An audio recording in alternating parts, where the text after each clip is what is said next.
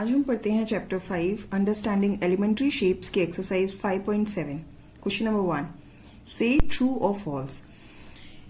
First one, each angle of a rectangle is a right angle. ये बोल रहा है कि जो रेक्टेंगल होता है उसका हर एक एंगल वो राइट एंगल होता है। अच्छा, हम लोगों ने प्रीवियस वीडियो में पढ़ा हुआ है इनकी प्रॉपर्टीज एकदम डिटेल में कि जो भी स्क्वायर है या रेक्टेंगल है उसके सारे एंगल्स जो होते हैं वो 90 डिग्री होते हैं, यानी कि राइट एंगल। तो ये क्या हो गया? This is absolutely true. Second, the opposite sides of a rectangle are of equal in length. That is true. Rectangle में ऑपोजिट साइड्स क्या होती हैं? इक्वल होती हैं। नेक्स्ट, ऑल डायगोनल्स, सारे डायगोनल्स किसके of a square are perpendicular to one another. That is absolutely true. ये property square and rhombus की है कि जो उसके जो डायगोनल्स हैं वो परपेंडिकुलर एक दूसरे के होते हैं। ठीक है। अब रेक्टेंगल की बात करें, रेक्टेंगल में बाइसेक्ट करते हैं पर परपेंडिकुलर नहीं होते हैं, लेकिन स्क्वायर में एंड रोम्बस में होता क्या है? परपेंडिकुलर होते हैं आपस में डायगोनल्स। तो ये भी क्या हो गया? True. Next question, all the sides of a rhombus are of equal length. Right, जैसे स्क्वायर में होते हैं सारे साइड्स इक्वल, वैसे ही रोम्बस में भी होते हैं। तो ये भी क्या हो गया हमारा? True. Next, all the sides of a parallelogram are of equal length. Parallelogram के जो सारे साइड्स होते हैं वो इक्वल लेंथ के होते हैं। That is not true, because parallelogram थोड़ा बहुत रेक्टेंगल की तरह है, टिल्टेड रेक्टेंगल आप बोल सकते हो उसको। तो रेक्टेंगल में क्या ऑपोजिट साइड्स इक्वल होते हैं, ना कि ऑल साइड्स। तो फिर ये क्या हो गया? False. Next question, the opposite sides of a trapezium are parallel. ये line one pair of side के लिए तो ठीक है भाई, क्योंकि ट्रेपीजियम क्या होता है? ये पेयर तो पैरेलल है, लेकिन ये वाला पेयर पैरेलल नहीं है। तो फिर इसमें क्या बोलेंगे? इसमें फॉल्स हम बोलेंगे, क्योंकि इसने दी ऑपोजिट साइड्स बोला है, वन पेयर या टू पेयर ऐसा कुछ मेंशन नहीं किया, तो इसमें दोनों ऑपोजिट साइड का माना जाएगा, तो वो फॉल्स हो जाएगा। नेक्स्ट हम देखते हैं question number 2, give reasons for the following. इनके जो ये है इसका हमें रीजंस देने हैं। A square can be thought of as a special rectangle. मतलब ये बोल रहा है कि जो स्क्वायर है उसको हम स्पेशल रेक्टेंगल बोल सकते हैं। अच्छा, मैंने प्रीवियस वीडियो में एक डायग्राम वाला अच्छे से समझाया था, डायग्राम बना के, कि नीचे से ऊपर अगर हम जाते हैं तो ट्रू होगा, है ना। जैसे कि डायग्राम आप देख सकते हैं यहाँ पे ऊपर कि स्क्वायर नीचे है और रेक्टेंगल ऊपर है। अगर नीचे से ऊपर जाएंगे तो ये क्या होगा? ट्रू होगा। तो स्क्वायर को हम रेक्टेंगल बोल सकते हैं, क्योंकि अच्छा आप खुद समझिए, मैं एक यहाँ पे रफ समझाती हूँ। ये हमने बना लिया स्क्वायर, ठीक है। अब ये बोल रहा है कि आप इसको रेक्टेंगल, स्पेशल रेक्टेंगल बोल सकते हैं। रेक्टेंगल की प्रॉपर्टीज क्या क्या होती है सारी इसमें मैच करके देख लो। ऑपोजिट साइड्स इक्वल है, ऑपोजिट साइड्स पैरेलल है, जो डायगोनल्स है वो बाइसेक्ट ईच अदर हो रहे हैं, सारे एंगल्स 90 डिग्री हैं। तो फिर मतलब जो भी स्क्वायर की प्रॉपर्टी है, स्क्वायर की प्रॉपर्टी से इसमें हमें मतलब नहीं है, इसमें यह कि इसकी रेक्टेंगल की प्रॉपर्टीज में फुलफिल हो रही हैं या नहीं हो रही है। ऑब्वियसली इसमें रेक्टेंगल की सारी प्रॉपर्टीज फुलफिल हो रही है, तो हम बोल सकते हैं a square has all the, सारी प्रॉपर्टीज होती है जो कि रेक्टेंगल में होती हैं, as that of rectangle, so it is a special rectangle। Simply ये बोल रहे हैं कि स्क्वायर के अंदर वो सारी प्रॉपर्टीज होती हैं जो कि एक रेक्टेंगल में होती है, तो उसको हम रेक्टेंगल क्यों नहीं बोल सकते? बिल्कुल बोल सकते हैं। Next, a rectangle can be thought of as a special parallelogram. फिर से आप उस डायग्राम को याद करिए। सबसे पहले नीचे स्क्वायर था, इसके बाद यहाँ पे रेक्टेंगल बनाया था, यहाँ रोम्बस बनाया था, आर बगल बगल में है ना, और ऊपर पैरेललोग्राम था। तो नीचे से ऊपर ट्रू है, मतलब रेक्टेंगल को हम पैरेललोग्राम बोल रहे हैं, ऊपर जा रहे हैं, तो दैट इज ट्रू। तो इसमें भी सेम रीजन बोल सकते हैं। अच्छा, रेक्टेंगल आप बना के देख लीजिए थोड़ा सा साइड में। क्या इसमें पैरेललोग्राम की सारी प्रॉपर्टीज फुलफिल नहीं हो रही हैं? ऑपोजिट साइड्स इक्वल हैं, ऑपोजिट साइड्स पैरेलल हैं। इसमें तो बल्कि एक्स्ट्रा और है 90 डिग्री है। पैरेललोग्राम में तो बस ये है कि ऑपोजिट एंगल्स इक्वल होनी चाहिए, तो ऑपोजिट एंगल तो ऑब्वियसली इक्वल होंगे, है ना। तो जो भी पैरेललोग्राम की सारी प्रॉपर्टीज होती हैं वो रेक्टेंगल फुलफिल करता है। तो इसमें हम रीजन क्या लिख सकते हैं? Rectangle has all the properties of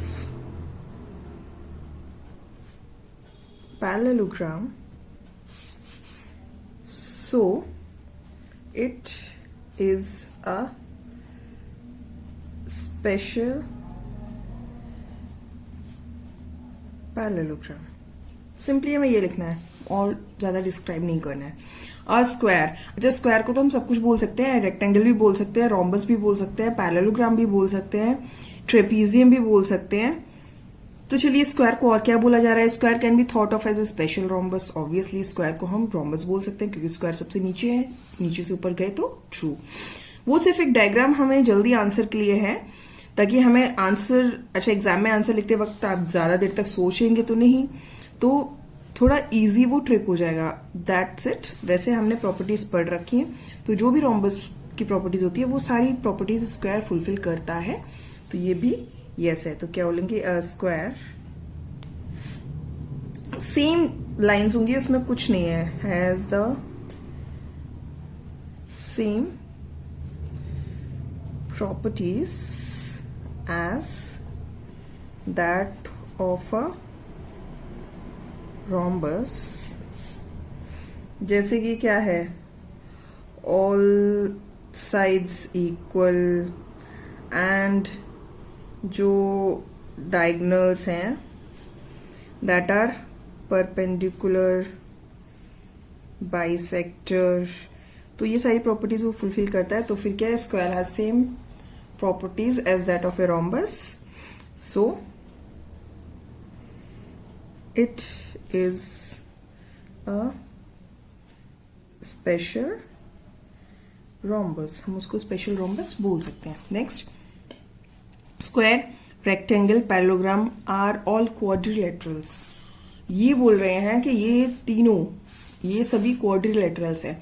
अच्छा, क्वाड मतलब ही होता है चार, क्वाड्रिलेटरल मतलब जिनकी 4 साइड्स हैं, है ना। तो इन सबकी 4 साइड्स होती हैं। तो फिर यस, तो फिर क्या बोलेंगे? इसमें आंसर क्या लिखेंगे? They are all enclosed by 4 sides. तो ये इसका रीजन हो गया। उनको क्वाड्रिलेटरल क्यों कह रहे हैं? देखिए इसमें यस तो सब है, लेकिन उसका रीजन हमें लिखना है, तो हम रीजन इस तरह से लिख देंगे, ठीक है। नेक्स्ट, स्क्वायर इज ऑल्सो है पैरेललोग्राम। स्क्वायर को पैरेललोग्राम बोल सकते हैं हम। स्क्वायर नीचे है, पैरेललोग्राम ऊपर है। स्क्वायर को रेक्टेंगल बोल सकते हैं, स्क्वायर को रोम्बस बोल सकते हैं, और फिर स्क्वायर को पैरेललोग्राम भी बोल सकते हैं। तो ये बोलेंगे yes, square is also a parallelogram. उसका रीजन हम लिख सकते हैं because opposite sides are parallel and equal, and जो डायगोनल्स हैं वो बाइसेक्ट करते हैं एक दूसरे को, बाइसेक्ट ईच अदर, है ना। एक्चुअली हम इसमें इन सब केसेस में हम क्या करेंगे, इजी तरीका बता रही हूँ। जो भी पैरेललोग्राम की प्रॉपर्टीज है वो सारी लिख दो। अब देखो क्या वो स्क्वायर फुलफिल कर रहा है? बिल्कुल कर रहा है। अगर वो स्क्वायर फुलफिल कर रहा है तो उसको स्क्वायर बोल सकते हैं। तो ये जो प्रॉपर्टीज हमने लिखी हैं, क्योंकि ऑपोजिट साइड्स पैरेलल, इक्वल, ये सारी पैरेललोग्राम की प्रॉपर्टीज है। एंड बाइसेक्ट ईच अदर, ठीक है। बल्कि स्क्वायर में तो परपेंडिकुलर बाइसेक्ट होता है, पैरेललोग्राम में परपेंडिकुलर नहीं है, बाइसेक्ट कर रहा है। बाइसेक्ट कर रहा है कि नहीं कर रहा है? कर रहा है, तो स्क्वायर है। That's it. Next question, a figure is said to be regular. कोई भी एक फिगर है उसको हम रेगुलर कब बोलेंगे? If its sides are equal in length and angles are equal in measure. सारी साइड्स इक्वल होंगी, सारे एंगल्स इक्वल होंगे, उसको हम बोलेंगे रेगुलर, ठीक है। Can you identify the regular quadrilateral? Regular quadrilateral, अच्छा आप किसको नाम देंगे?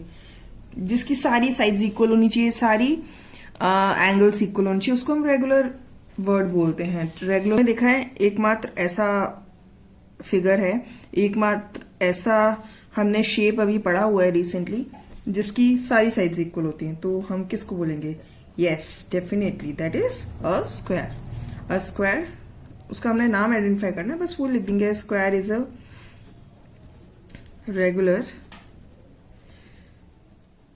क्वाड्रिलेटरल बिकॉज क्यों? It has all interior angles that are 90 degree and all sides are of the same length। ये काफी एक्सरसाइज शॉर्ट थी। आई होप आपको सब कुछ समझ में आ गया होगा। अभी तक आपको किसी में भी कोई डाउट है तो आप कमेंट सेक्शन में पूछ सकते हैं, मैं आपके डाउट्स को क्लियर करूंगी। और अगर आपके कॉन्सेप्ट्स क्लियर हो रहे हैं, आपको समझ में आ रहा है, then please do like, subscribe, share and comment. Thank you.